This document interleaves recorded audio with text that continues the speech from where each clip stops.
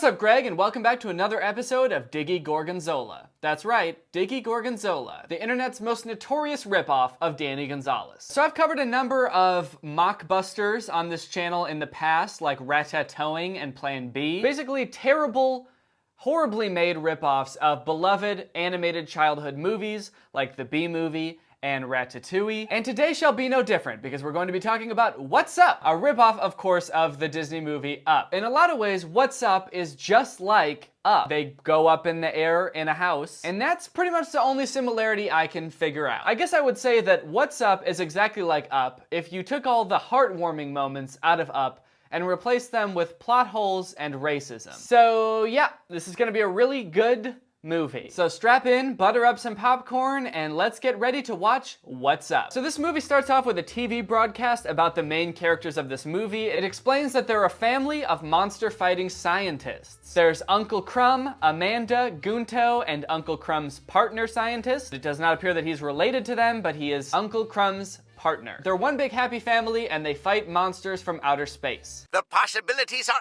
absolutely endless. Dr. Crumb is a visionary. He is a warrior in search of the highest human ideals. But he's not just about spectacular contributions to science. He also happens to be the uncle of the lovely and most eligible young lady in our city, Amanda. So at first I thought this show was like a news program or like some kind of 60 Minutes interview or documentary about this really interesting family of monster-fighting scientists. I thought it was gonna talk about like the societal ramifications of monsters invading Earth, but then it took this weird like TMZ route or Hollywood Fix route where they were like, and also, they've got a pretty teenage daughter who's single. A little bit of a weird aspect of the family to focus on, for a multitude of reasons. Fighting monsters from outer space is probably the most interesting thing that could possibly happen. And then there's this like family of genius scientists that can fight them. That's enough for the news to talk about for, I don't know, ever probably? So I don't know why they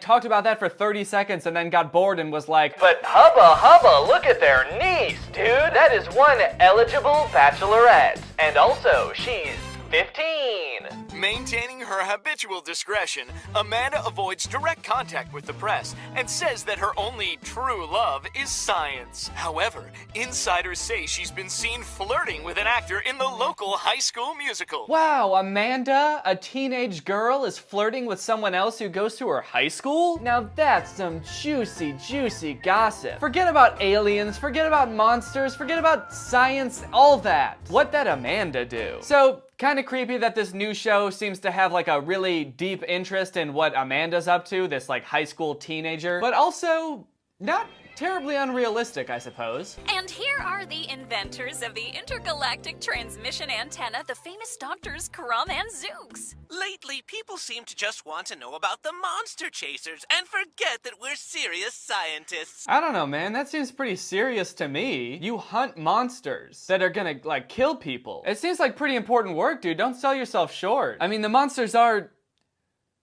hurting people, right? They're not just like peaceful monsters. All people want to do is talk about how we kill these monsters. These big, peaceful monsters from other planets. But honestly, we just do that shit for the goofs.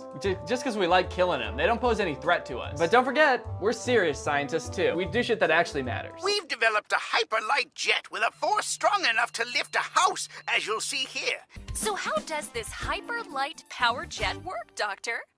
You see, it's simply a rock of super energy that we created. Dr. Crumb, I don't think it's a good idea to mention this on TV. Yes, right, that's true. We shouldn't reveal all of the powers of this super energized rock. I don't even want to imagine what awful things would happen if it got into the wrong hands. Oh, we certainly wouldn't want that. But can we ask, for example, about the powers this super energized rock has? Oh yes, we shouldn't talk about the powers that this rock has. But can I instead ask you, what kind of powers does this rock have? Well, one of its most nefarious features is it can, for example, hypnotize the entire Dr. world. Crumb, I think that's enough. Huh? What kind of rock is this? I thought it was like radioactive or something. Like it has a lot of energy in it. That's how they described it, because it can like make things fly. So I assumed it was just sort of like uranium or something like that. But it can hypnotize people too? Imagine if other power sources had like crazy side effects like that. Like be careful about gasoline. It can power your car, but if you inhale too much, you'll Learn the ability to speak to fish. Solar panels are great for the environment. They're really great for cutting down on emissions. But one potential downside is that if you stare too deeply into them, you'll see your future in their reflection. On a really sunny day, you'll even see how you die. So be careful. This is just how these things work. It's science. That's science, you know? Sometimes random shit just happens. That's the slogan.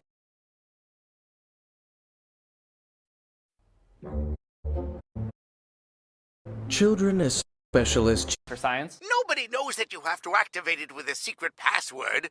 Lavender? No one says lavender Can anymore. we change the subject, please? So yeah, there's this rock. It's got crazy amounts of energy. It can make things fly, but it can also hypnotize people. So it would be very bad if bad people got a hold of it, but don't worry because it has a code word to activate. You know how rocks do? And the code word is lavender because nobody says lavender anymore. According to old Dr. Crumb. You know how nobody says lavender anymore, ever since lavender went extinct? Remember the big asteroid that wiped out all the lavender? One thing I've noticed about this movie is that it's full of awkward pauses. Like every time the camera moves, everyone stops talking until the camera finishes moving, which feels very meta. But if I use this control here, I'm able to go. But also I like that the characters are like being considerate of the cameraman. They're like, oh, okay, oh, you want to move the camera? We can wait. As I was saying, this movie is 45 minutes long, but I'm convinced that if they cut out all the unnecessary pauses, it would be like 5 minutes long. And descend. And go up. And down. Yo, chill, dude. I think your partner likes that a little bit too much. We get it. The house goes up and down. You gotta stop before this gets X-rated. I don't know what your partner's about to do, but he's about to forget how to act. Shit. I'm sure this is no surprise to you if you've watched any of my other videos about animated mockbusters, but the animation in this movie is just mwah. Ass. Mwah. It's ass. It's bad. It's atrocious. The way the characters move is really unsettling and robotic. Sometimes they just kind of float around without like, you know, bobbing like a normal person would when they walk. None of their mouths move correctly with what they're saying. The lip syncing is very off. Also, look at their nasty, grubby little hands. All of the men have like rectangular fingers, like they look like big fat French fries. Everyone's fingers in this movie are fucked, and they also only have 4 fingers, which I guess is pretty standard in cartoons, but it still freaks me out. Also, the soundtrack of this movie is top tier. I don't know if you noticed or heard it just there. Well, I guess I shouldn't really say soundtrack. It's more like one note, played on a really old synthesizer.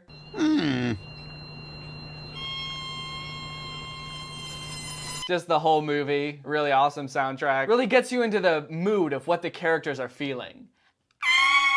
This arrow right on the top. Which one? This one here? Oh, wow! Really cool!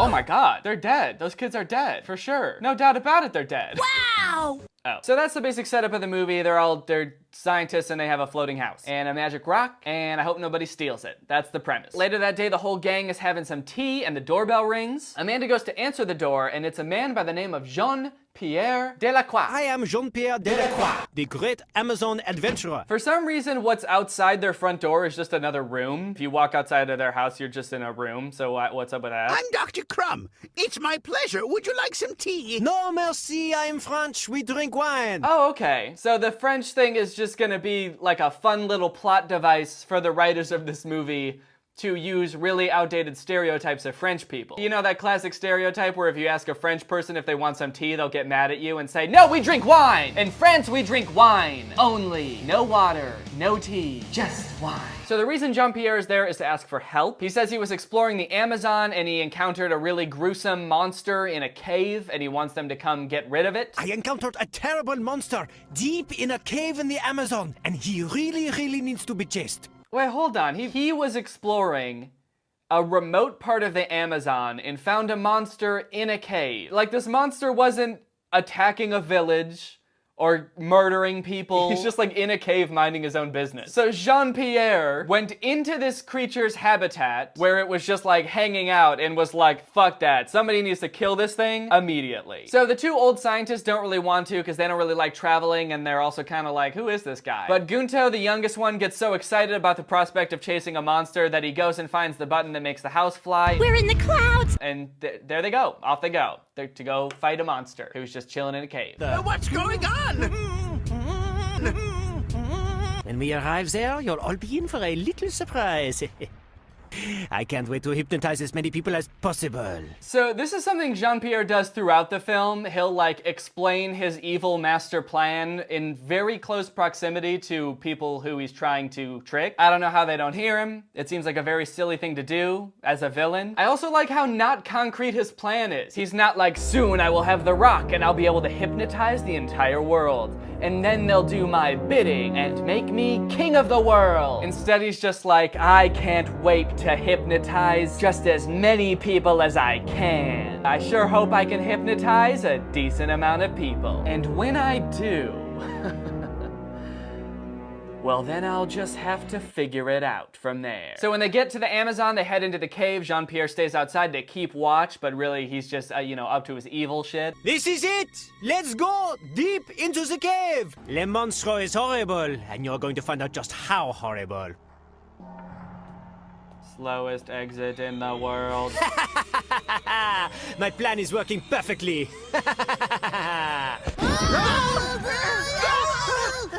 I like how quickly they recover from being unbalanced. They're just like, whoa, whoa, whoa!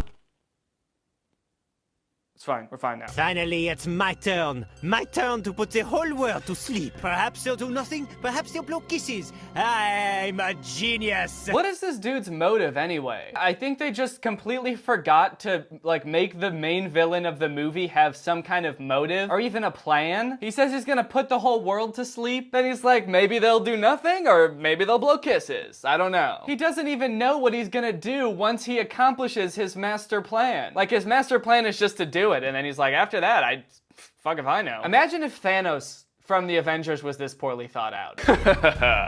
I finally have all the stones. No! And now, I'm gonna figure out what to do.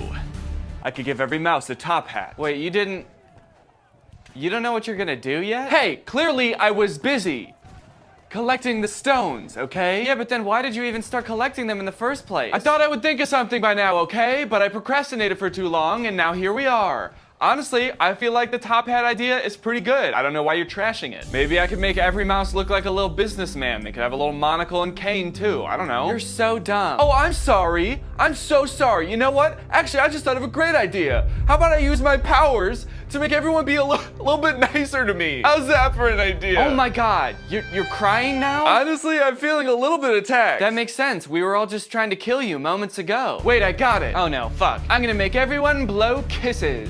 Le vendeur! Maybe it's my accent, perhaps?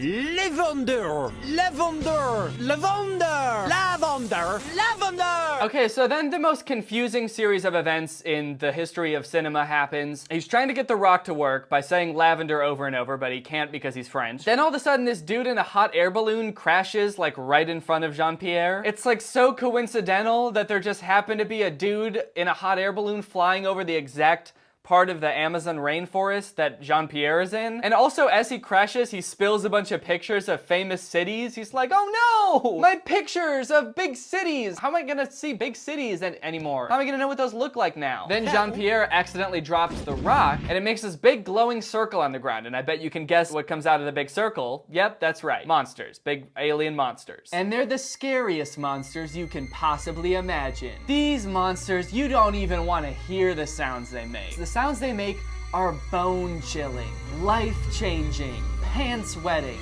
sounds.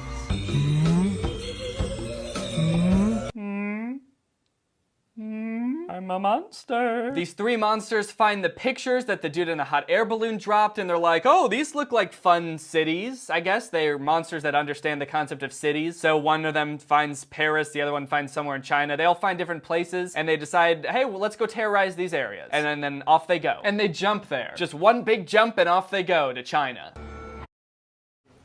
This is Anna before trying Precision 1 contact lenses. This is Anna.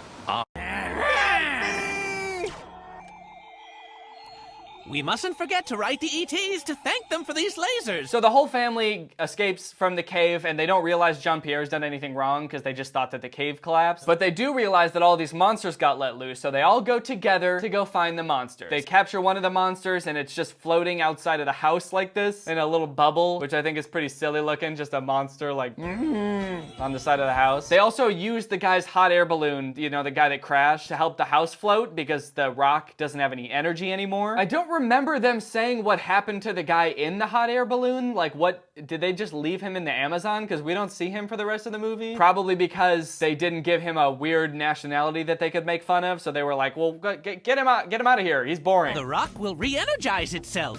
Just give it a little time. Lavender. I don't trust this Frenchman. I don't know why you had to make it about him being French, but also, yeah, I don't think you should trust him. He literally, like, right there tried to hypnotize you. He was like, lavender. I don't know about that guy. Why does he keep whispering to our rock? Also, how does a rock have a code word? How did they program a code word into the rock? How do you program a rock? So finally they get to Paris. The monster is still terrorizing the Eiffel Tower. He's just kind of swinging around on it and making some guttural sounds.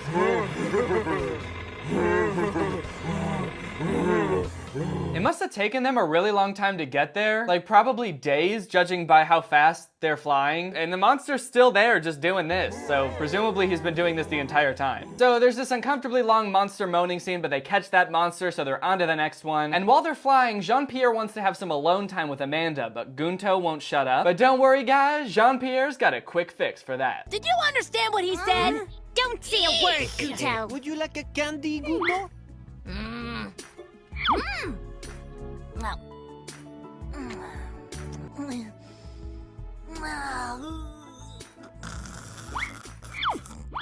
Yeah, he drugs him. Jean-Pierre straight up drugs this kid. You know that moment when you're trying to Netflix and chill with Bae, but her stupid little twerp brother won't shut up, so you drug the little boy? Just sneak a little bit of horse tranquilizer into his ice cream, and then it's Netflix and chill time, baby. After drugging her little brother, Jean-Pierre also convinces Amanda to drug her uncle and his partner because they're too old to be fighting monsters and they should rest while Jean-Pierre and Amanda try to catch the other monsters. Hey guys, this is Ross Jolf, and today I'll be painting a cute and colorful girl artist. And this is Clip Studio Monsters. This dude is really into drugging folks, huh? Seems to have a lot of sleepy drugs just on hand at a moment's notice. Oh no!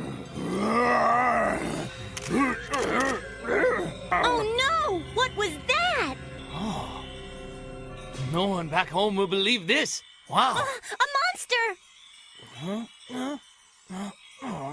Junky camera made in China.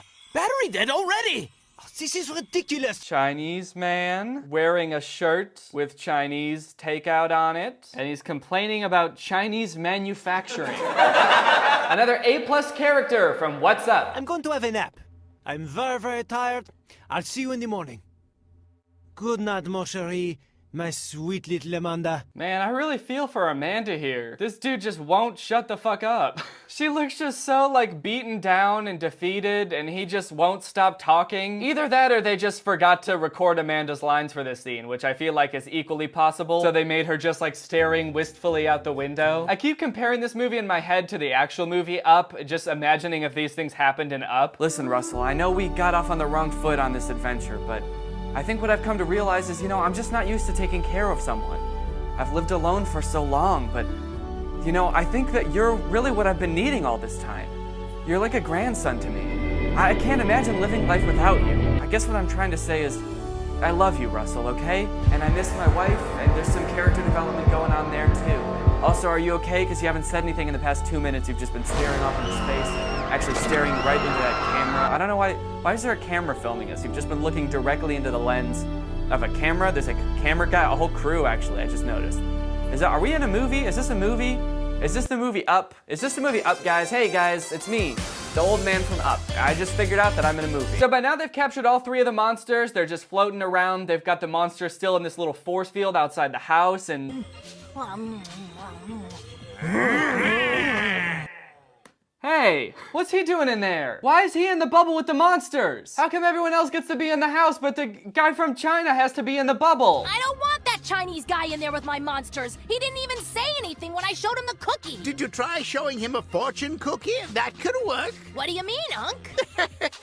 Never mind. That was just a bad joke. Pay no attention. Where's the Frenchman? We can't let him close to the super-energized rock. He's a dangerous criminal.